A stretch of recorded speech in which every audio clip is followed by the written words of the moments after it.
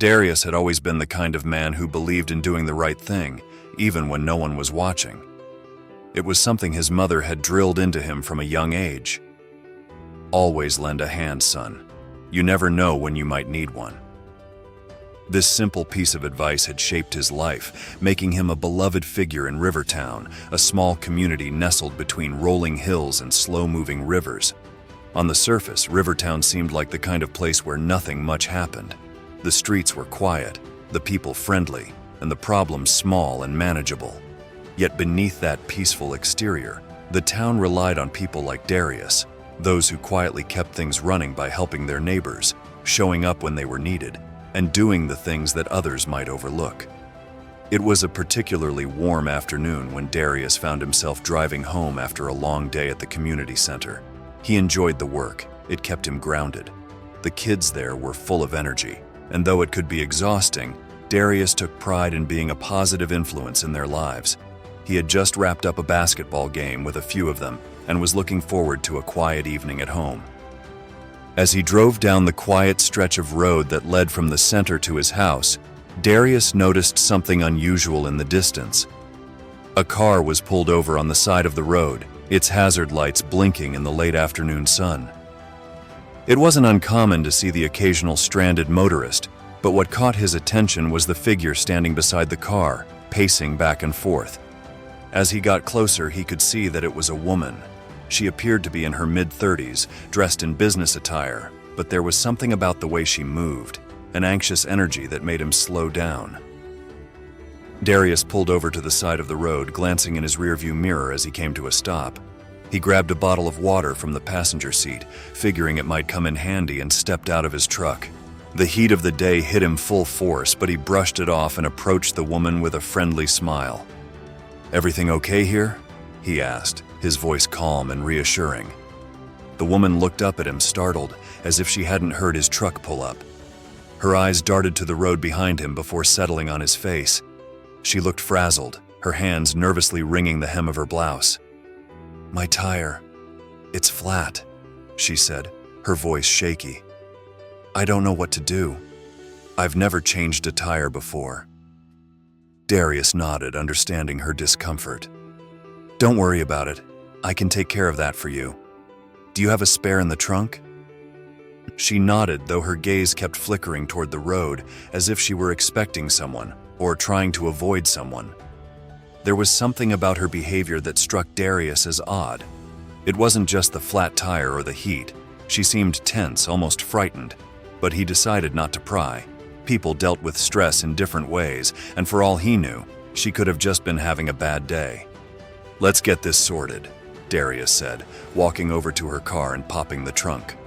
Sure enough, there was a spare tire and a jack, but it looked like it had been untouched for years. "It'll only take a few minutes." As he worked on replacing the tire, the woman, who had introduced herself as Leah, stood nearby, shifting her weight from one foot to the other. She barely said a word, only offering a quiet thank you when Darius finished.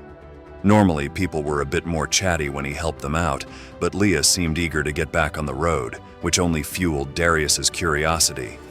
Still, he wasn't one to push. "There you go," Darius said, wiping his hands on a rag he kept in the back of his truck. "You're all set. Just make sure you get that spare checked out when you get a chance." Leah nodded, her eyes flicking down the road once more. "Thank you," she said again, but this time her voice was barely above a whisper. She didn't stick around for long. In fact, the moment Darius stepped back, she jumped into her car, muttered a quick goodbye, and drove off with surprising speed. Darius watched her go, a faint frown creasing his brow. He had helped dozens of people on the side of the road before, but something about this encounter didn't sit right with him. Leah's nervous energy, the way she kept looking over her shoulder, it was like she was running from something or someone.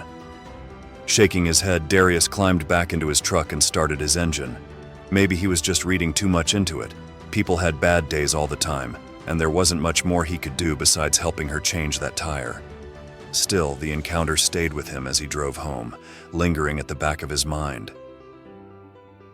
The next morning, Darius woke up with a sense of unease that he couldn't quite explain. It was one of those feelings that nagged at you, like something important had slipped just out of your reach.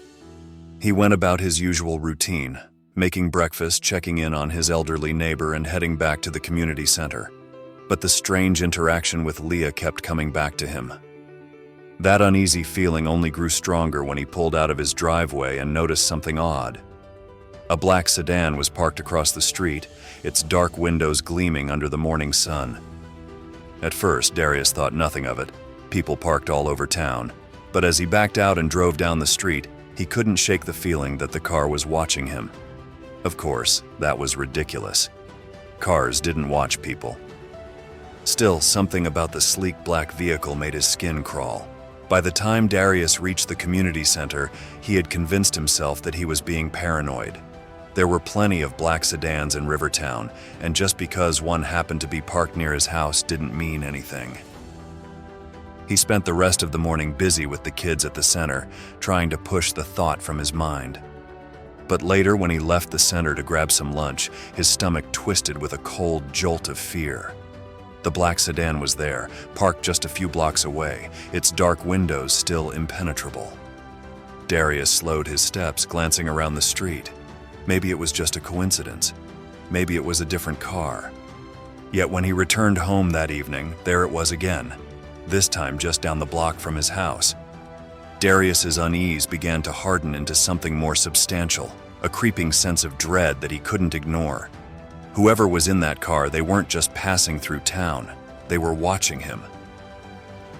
Later that evening, Darius sat on his front porch, sipping a glass of iced tea and trying to shake off the unease that had settled over him throughout the day.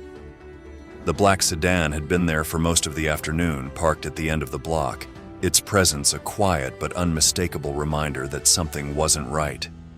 He had caught himself glancing at it more than once, hoping that whoever was inside would either leave or come forward to explain what they were doing. But neither happened. The car remained as still and silent as ever, and no one had approached him. As the sun began to dip below the horizon, casting long shadows across the town, Darius heard the sound of footsteps approaching. He looked up to see two men walking toward his house from the direction of the sedan. They were both well-dressed, wearing tailored suits that didn't quite fit the casual, small-town atmosphere of Rivertown.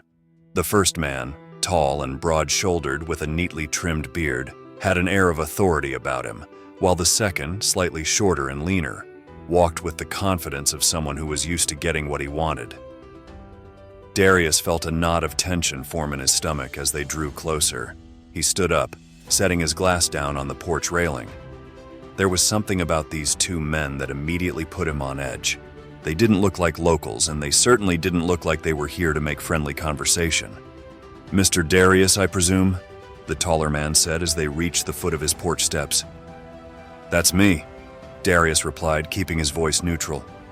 "And you are?" The man smiled, but it didn't reach his eyes. "I'm Graham, and this is my associate Langston. We represent the Carter family. I believe you're familiar with Leah Carter." At the mention of Leah's name, Darius's heart skipped a beat. So this was about her. He had known something wasn't right ever since he helped her with that flat tire, but he hadn't expected it to lead to a visit from two sharply dressed men claiming to represent a powerful family.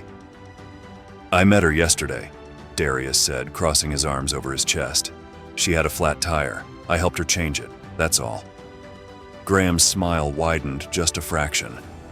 "We know Mr. Darius, and we appreciate your assistance.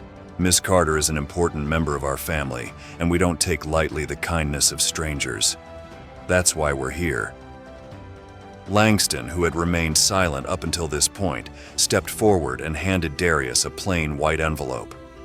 "A token of appreciation," he said, his voice smooth and calm. "For your help." Darius stared at the envelope, his mind racing. He didn't know much about the Carter family, but he had heard whispers over the years.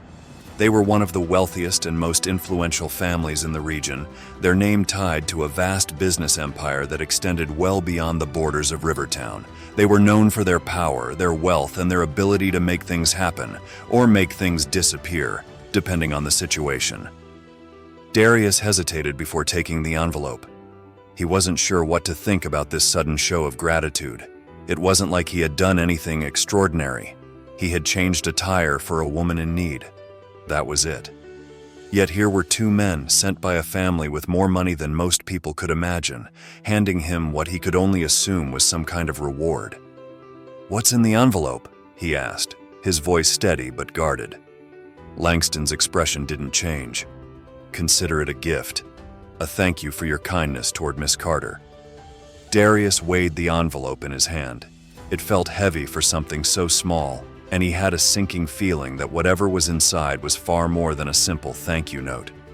He glanced up at the two men who were watching him closely, their expressions carefully neutral. "I appreciate the gesture," Darius said slowly, "but this feels a little unnecessary. I was just helping someone out. That's all." Graham chuckled softly. "We understand your hesitation, Mr. Darius, but let's be clear. This is not about the tire. The Carter family values loyalty and discretion. By helping Leah, you've demonstrated both. This reward is a reflection of that." Darius's brow furrowed. "Loyalty, discretion. I'm not sure what you mean by that. I didn't know who she was when I helped her, and I'm not looking for any kind of reward." Graham's smile faded and his expression became more serious. "Be that as it may, you've crossed paths with the Carters now, and once you're involved with us, it's not something you can simply walk away from." Darius felt a chill run down his spine at the thinly veiled warning in Graham's words. This wasn't just about a reward or a token of appreciation. The Carters were making it clear that they had noticed him, and whether he wanted it or not, he was now on their radar. Langston gestured toward the envelope in Darius's hand. "Take the gift, Mr. Darius. You'll find that it's more than generous. And if you ever need anything at all, you'll know who to call." Without another word, the two men turned and walked back toward the black sedan. Darius watched them go, his mind spinning with questions. What exactly had he gotten himself into? He had only helped Leah because it was the right thing to do, but now it seemed like he had been pulled into something far bigger and more dangerous than he had anticipated. He looked down at the envelope again, his fingers itching to open it, but something held him back. This felt wrong. It felt like a trap, a way to pull him deeper into the Carter family's world, a world he had no interest in being a part of. As the black sedan drove away, Darius stood on his porch, the envelope still clutched in his hand. He had a decision to make, and no matter which way he turned, it felt like the choices in front of him were loaded with consequences he couldn't yet see. That night, Darius tossed and turned in his bed, unable to shake the conversation with Graham and Langston. Their words echoed in his mind, along with the nagging feeling that he was being drawn into something he had no control over. He had always prided himself on his independence, on his ability to make his own way in the world without relying on anyone else. But now, it felt like the Carters were offering him a lifeline, one that came with strings attached. The next morning, as Darius went about his routine, the envelope sat on his kitchen table, unopened. He couldn't bring himself to look inside, not yet. He needed time to think, to process what had happened. But time wasn't something he had much of, especially when it came to the Carters. Later that day, Darius decided to take a walk around the town, hoping the fresh air might clear his head. As he strolled through the streets of Rivertown, nodding at familiar faces and exchanging pleasantries with neighbors, he felt a sense of calm return. This was his home, his community, and he wasn't about to let some powerful family swoop in and take control of his life. But even as he tried to convince himself of that, he couldn't shake the uneasy feeling that the Carters were watching him, waiting for him to make his move. Later that afternoon, as he returned to his house, he saw something that made his heart skip a beat. The black sedan was back. This time, it was parked directly across the street from his house, as if it had been waiting for him. And inside, he could see the silhouettes of two figures watching him. Darius stood there for a moment, his hands clenched into fists at his sides. He wasn't sure what the Carters wanted from him, but he knew one thing for certain. They weren't going to leave him alone until he made a decision. With a deep breath, Darius walked up the steps to his porch, picked up the envelope from the table, and tore it open. Inside was more cash than he had ever seen in his life. Darius sat at his kitchen table, staring at the stacks of cash inside the envelope, his mind racing. It was more money than he had ever seen in his life. Enough to cover his mortgage, enough to buy a new truck, and then some. But as he ran his fingers across the crisp bills, a sinking feeling settled in his gut. This wasn't a simple reward. This was a test, a way to pull him deeper into the Carter family's web. The memory of Graham's words still echoed in his mind. Once you're involved with us, it's not something you can simply walk away from. What had started as a good deed, helping a stranded woman on the side of the road, had somehow turned into something much more dangerous. Darius sighed heavily, his hands trembling slightly as he placed the cash back into the envelope. He knew he couldn't keep it.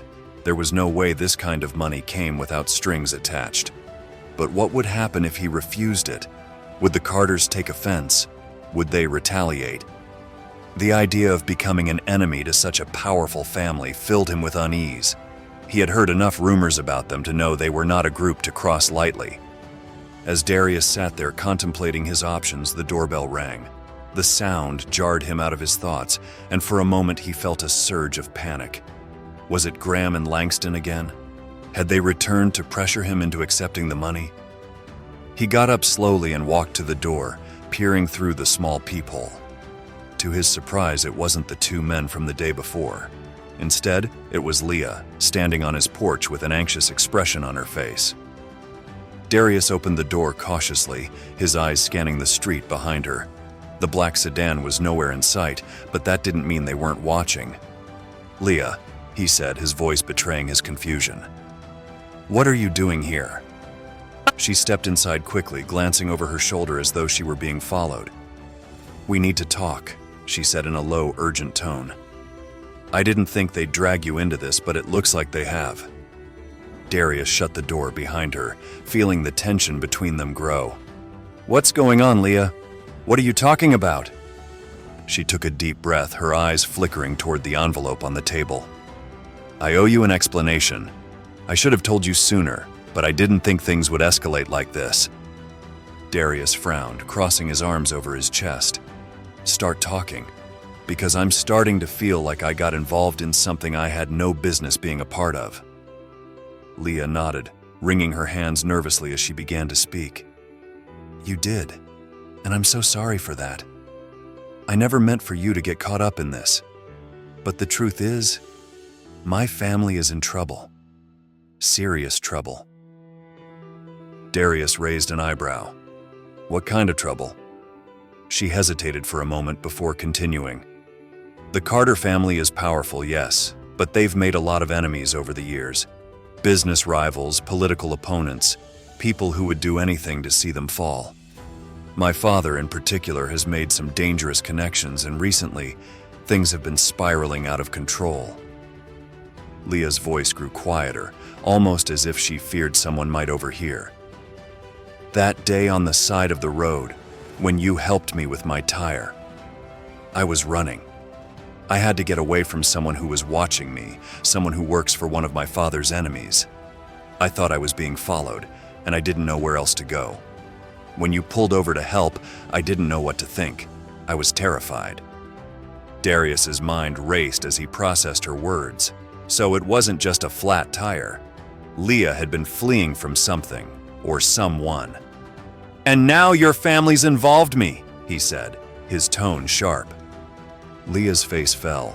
"I didn't mean for that to happen, but when you helped me, it caught my father's attention. He's grateful in his own way, but the Carters don't handle things like normal people. They see everything as a transaction. By helping me, you did them a favor, and now they feel like they owe you something." Darius glanced at the envelope again, understanding dawning on him. "That's what this is, isn't it? The money. It's not just a thank you, it's a way to buy me off, to keep me quiet." Leah nodded, her expression grim. "Exactly. And once you accept that money, you're part of their world. They'll own you, Darius. They'll call on you whenever they need something, and you won't be able to say no." A chill ran down his spine. He had suspected as much, but hearing Leah confirm it made the situation feel even more dire. "So what do I do?" he asked, his voice thick with frustration. "If I keep the money, I'm stuck with them. But if I don't..." Leah bit her lip, clearly torn. If you don't, they might see it as an insult.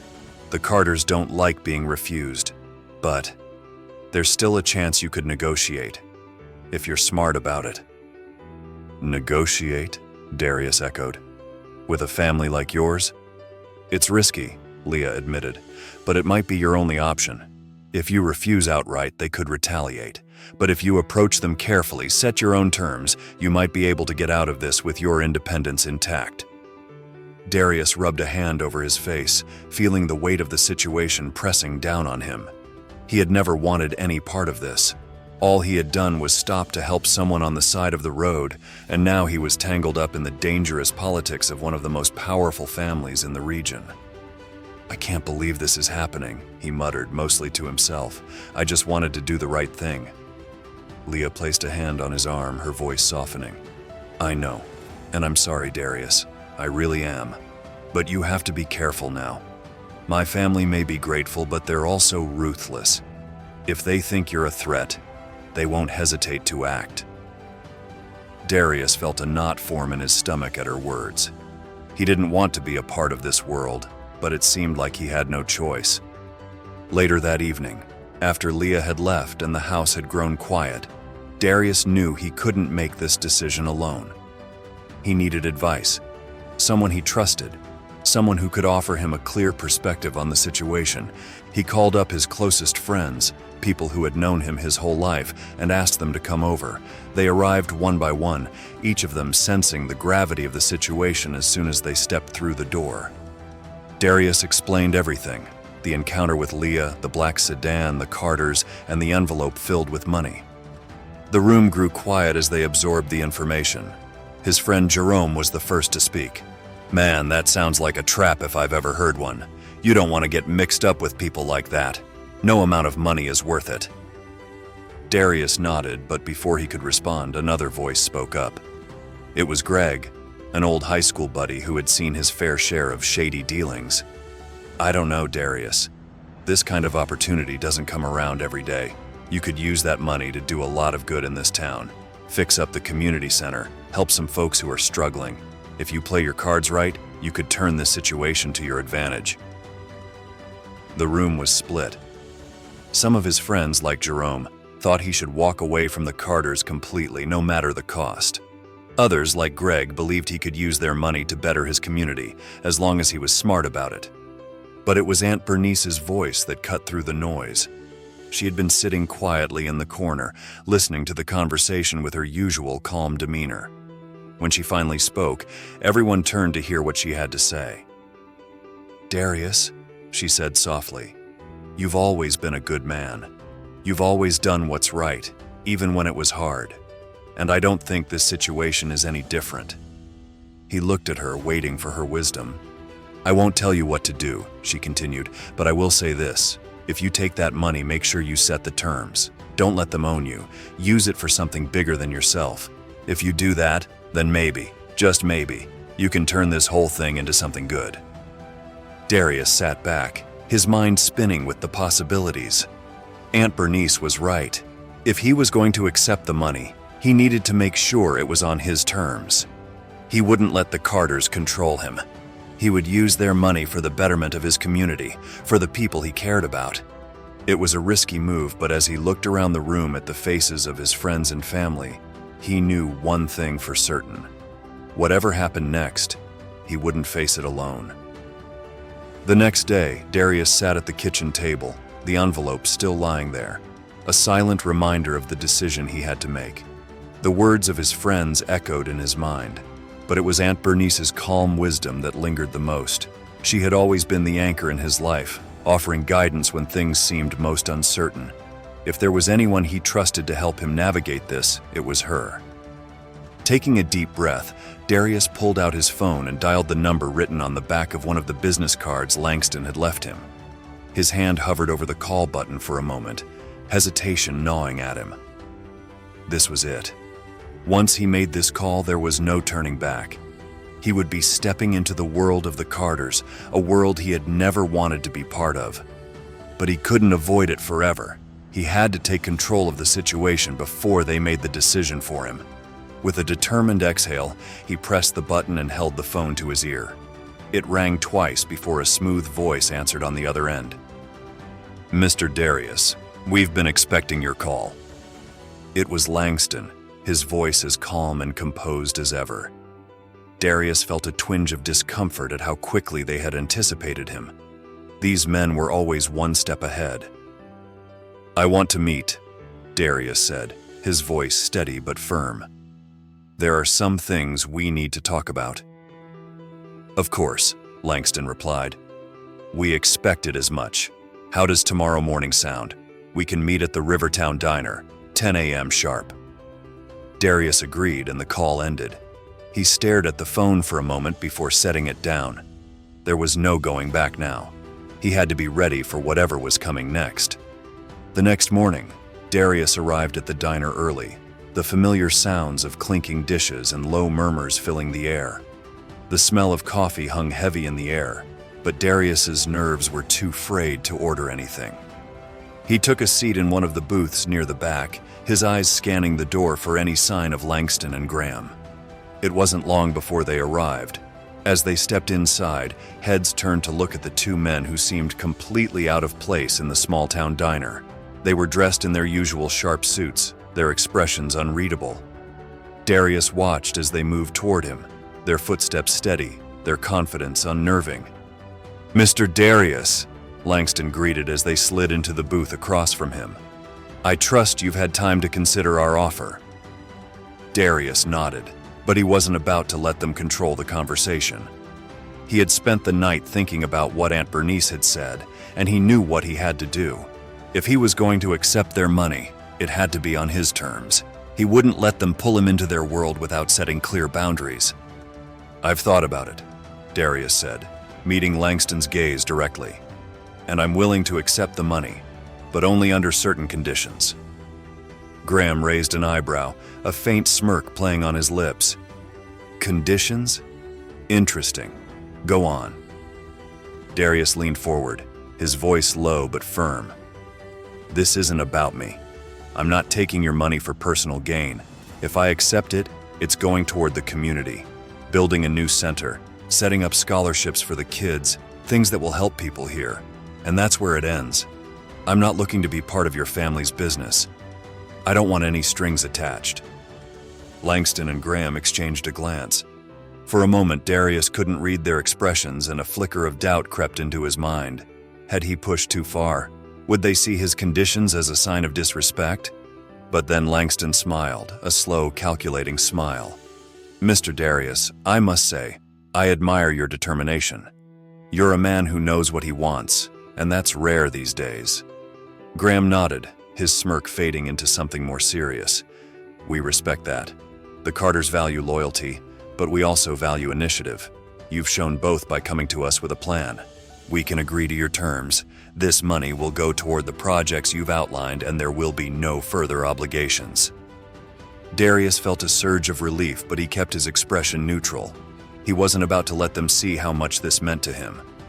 "I'll need everything in writing," he added.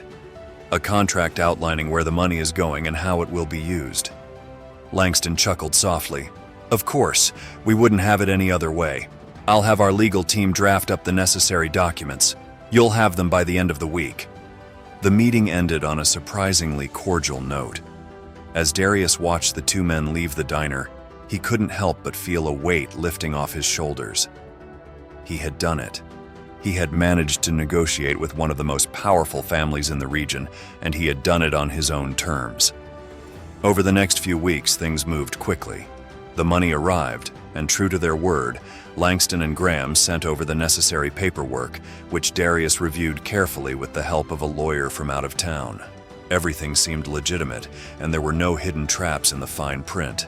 The funds were transferred into an account set up specifically for the community projects Darius had outlined.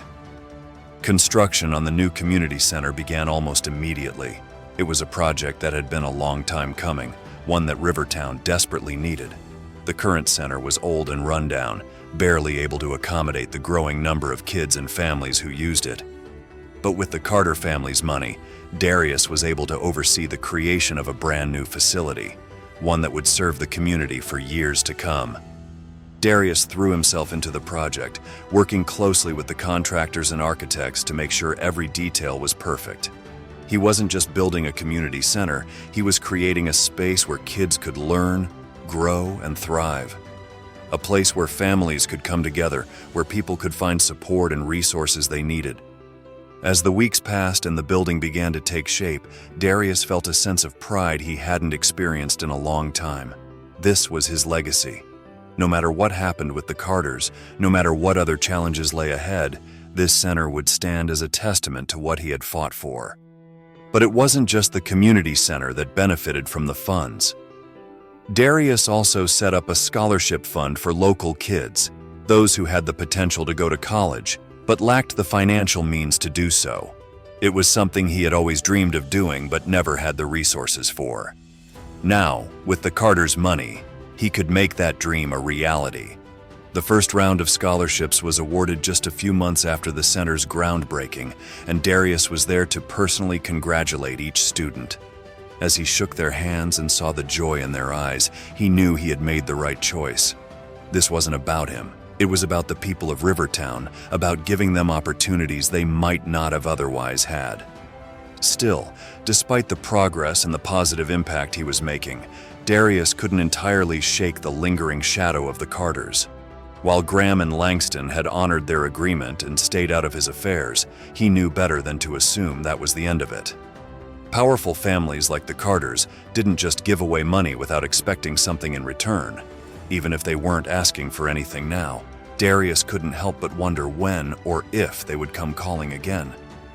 But for now, things were good. The community center was nearly complete, the scholarship fund was in place, and Darius had managed to maintain his independence. He had done what few people in his situation could. He had navigated the dangerous waters of the Carter family and come out on the other side with his integrity intact. As the opening day of the new community center approached, Darius stood in front of the building, watching as workers put the finishing touches on the landscaping. The sun was setting, casting a warm, golden glow over the town, and for a moment Darius allowed himself to feel a sense of peace. This was what he had worked for. This was why he had taken the risk. The grand opening was a huge success. People from all over Rivertown came to celebrate the new center, and Darius was overwhelmed by the outpouring of support and gratitude from the community. Families, students, and local leaders all expressed their thanks, and for the first time in months, Darius felt like he could breathe easy. He had taken the Carter family's money and turned it into something good, something that would benefit everyone in Rivertown. But even as the celebrations continued, Darius couldn't help but glance at the sleek black sedan parked at the edge of the lot. It hadn't been there when the festivities began, but now, as the night wore on, it was impossible to ignore. The Carters hadn't forgotten him, and deep down, Darius knew they never would. As the months passed after the grand opening of the community center, Rivertown began to transform. The impact of Darius's work was undeniable. The new center quickly became a hub of activity, drawing in families, children, and even elderly residents who found new ways to connect with their neighbors. It wasn't just a building, it was a beacon of hope, something the town had desperately needed. Every day, Darius watched the center thrive. The basketball courts were always filled with kids, their laughter and shouts echoing through the hallways. Local artists hosted workshops, volunteers ran tutoring sessions for students struggling with their schoolwork, and the scholarship fund began to change lives in ways Darius hadn't even imagined. Kids who once thought college was out of reach were now preparing to go off to universities, their futures suddenly brighter thanks to the opportunities the fund had provided. Darius couldn't walk down the street without someone stopping to thank him. Parents, teachers, and even local business owners praised his efforts. The center had breathed new life into Rivertown, and the town's once sleepy streets now bustled with energy and optimism. For the first time in years, it felt like everyone was working towards something better, something bigger than themselves. The ripple effect of Darius's decision to accept the Carter family's money was evident everywhere he looked. New businesses began to open around the community center, drawn by the influx of people it had brought in. A local cafe sprouted up across the street, catering to parents waiting for their kids after school programs. A small bookstore opened nearby, hosting reading events and study sessions for scholarship recipients. It was as if the entire town had woken up, sparked by the work Darius had done. But as the town grew, so did Darius's role in it. He became a fixture in Rivertown, someone people came to for advice, help, or simply to express their gratitude. His influence spread far beyond the walls of the community center, and while most people admired him for it, Darius couldn't shake the feeling that the shadow of the Carters still loomed over everything. The black sedan, a silent sentinel, was a constant presence. While it no longer made him as anxious as it had in those early days, it was still a reminder that the Carters were watching. Their involvement, though subtle, hadn't disappeared. They might have stepped back, allowing him to use their money on his terms, but Darius knew they were keeping tabs on how things were going, waiting for the moment when they might need to call in a favor of their own. Despite the unease the Carters still stirred within him, Darius chose to focus on the good. He threw himself into the work at the center, ensuring that everything ran smoothly, overseeing the allocation of scholarship funds and meeting with students who needed guidance as they prepared for the next stage of their lives. He was proud of what he had accomplished, and the overwhelming gratitude from the town only reinforced that he had made the right decision. But there were moments, late at night when the town was quiet and the streets were empty, when Darius wondered what would come next. He couldn't deny that his life had changed dramatically since that fateful day he had stopped to help Leah. It had been a simple act of kindness, one he hadn't thought twice about at the time, but it had set off a chain of events that had altered the course of not only his life, but the entire town's. One evening, as Darius locked up the community center after another busy day, he stood for a moment in the dim light of the parking lot, reflecting on everything that had happened. The new building loomed behind him, its lights softly glowing in the twilight, a symbol of the impact one man could have on an entire town. It was then that he heard footsteps approaching. Turning, he saw Leah standing at the edge of the lot, her silhouette illuminated by the street lamp behind her. She hadn't been back to Rivertown since that night she had warned him about the dangers of getting involved with her family. But now, as she walked toward him, her expression was softer, less guarded. "Darius," she said quietly when she reached him. "I've been meaning to come by for a while now, but things have been complicated." Darius nodded, his gaze fixed on her. "I figured as much," he said. "How are things with your family?" Leah sighed, brushing a strand of hair behind her ear. "They're still powerful, still dangerous, but things have settled down a bit. My father's enemies have backed off for now, and the situation's not as volatile as it was when you helped me." Darius could hear the relief in her voice, but there was something else there too. An underlying tension that hadn't fully dissipated. "I'm glad to hear that," he said, though he knew that in the world of the Carters, peace was often temporary. Leah looked around the parking lot, her eyes lingering on the community center. "You've done amazing things here," she said softly. "I never expected the money to go this far." Darius smiled faintly. "It's not just about the money. This place was something the town needed, something they were ready for. I just gave them the push they needed to get started." Leah nodded, her expression thoughtful. "I know, and I'm grateful. You did more than just help me that day, Darius. You've changed this town in ways that will last long after we're both gone." For a moment they stood there in silence, the weight of her words hanging between them. Darius felt a sense of closure in her presence, as though her return marked the end of one chapter and the beginning of another. But as Leah turned to leave, she paused and glanced over her shoulder. "Be careful, though," she said, her voice quieter now, almost as if she were speaking more to herself than to him. "The Carters don't forget their debts. Even when things seem quiet, they're always watching." Darius watched her walk away, her words echoing in his mind. He had known from the beginning that the Carters were dangerous, that their involvement came with risks, but he had made his peace with it. He had set his terms, and for now they had honored them. The black sedan was still there, as it had been since the beginning. But this time, Darius didn't feel fear or anxiety as he saw it parked in the distance. He had learned to live with its presence, just as he had learned to navigate the complexities of the Carter family's involvement in his life. As the months turned into years, Darius continued his work at the community center, helping more kids than he could count, expanding programs, and finding new ways to give back to the town that had given him so much. His influence grew, but he remained grounded, never forgetting the values that had guided him from the start. He had used the Carter family's resources to lift up his community, but he had done it on his own terms, never allowing their power to control him. The black sedan became a familiar sight, a part of the landscape in Rivertown. But as time went on, it lost its ominous edge. Darius had come to see it as something else, something less threatening, more symbolic. It was a reminder of the choices he had made, the risks he had taken, and the power that had come with them. It was no longer a symbol of fear, but one of protection. As long as that sedan was there, it meant that Darius had played the game and won, at least for now. Years later, as Darius stood on the steps of the community center, watching the sunset over Rivertown, he reflected on how far he had come.